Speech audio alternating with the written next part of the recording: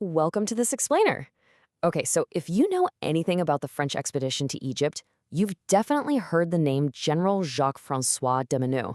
But today, we're actually diving into his backstory, and let me tell you, it is completely wild. We're looking at a guy whose entire life was basically built on impossible contradictions. It's like he was living two completely different lives at the exact same time. Just look at this massive paradox right here. On one hand, you have a man born into the absolute most privileged, elite tiers of ancient French nobility. But then he somehow transforms into this fierce, radical revolutionary Jacobin. Like, how in the world does someone groomed his whole life to serve kings end up helping dismantle the entire monarchy? Well, to really understand Minot, we have to look at the centuries of sheer privilege he was born into. His family roots in Touraine go all the way back to knighted nobility in the year 1055. By the time Minot was actually born at the Grand Bussy Castle in 1750, his family had been marrying into royal Anjou lines and serving French kings for literally hundreds of years. So he was bathed in this deep aristocratic tradition from day one. And at just 15 years old, Manu put on a military uniform. Now, he wasn't rebelling or anything. He was doing exactly what was expected of someone with his pedigree. I mean, his ancestors literally bled for French kings. Get this, in just one single battle back in 1709, 21 members of his family were killed or wounded. So, a teenage Manu entering the military, that was just business as usual for a family like this. But then the French Revolution erupts, and Menu, he completely flips the script. He absolutely shocked high society by abandoning his aristocratic roots to enthusiastically champion the Republic's ideals. He actually went so far as to publicly claim he had, quote, sacrificed all his wealth and friends for the cause of freedom. He just totally turned his back on 7 centuries of family history. Crazy, right? And this wasn't just empty talk either. Impartially looking at the records, in 1789, he was elected to the Estates General to represent the nobility, but he immediately defected to the National Assembly.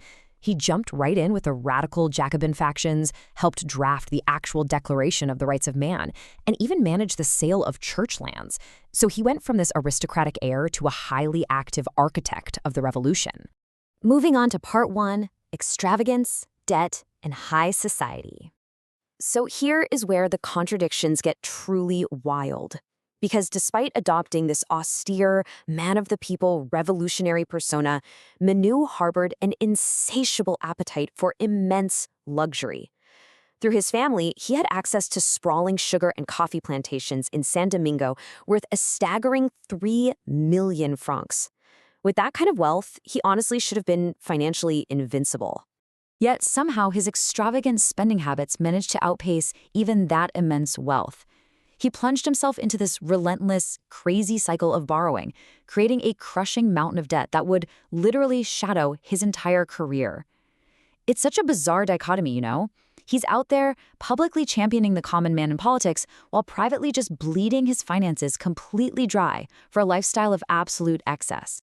He was practically living a double life as a Parisian socialite, totally ignoring his massive debts. He was throwing money around in lavish high society salons, constantly showing up at the theaters, and having all these high-profile escapades.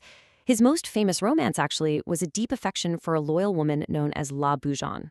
Picture this. He's a fierce radical revolutionary in the assembly by day and a lavish prince in the salons by night. Next up, let's look at Section 2, military incompetence in La Vendée. Now, all that political agility and charm Menu had in Paris, it completely failed to translate onto the battlefield. He was promoted to general in May 1793, but when he was sent to suppress a fierce royalist uprising in the La Vendée region, his lack of military genius was laid bare.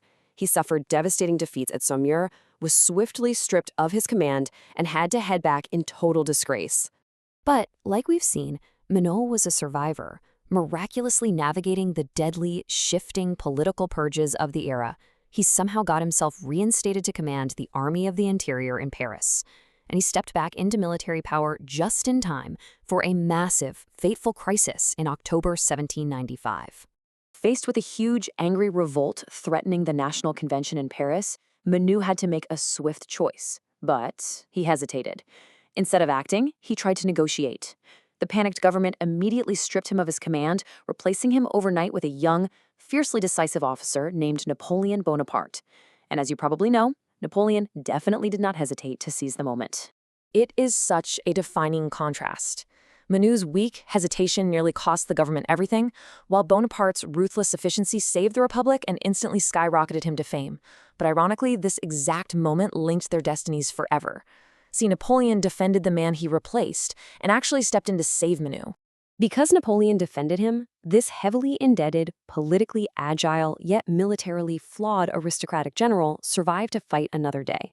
In fact, Napoleon would eventually choose Menu to join him on his legendary campaign to the east.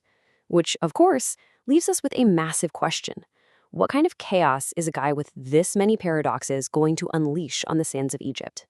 Keep this incredible backstory in mind as we continue to study the French expedition.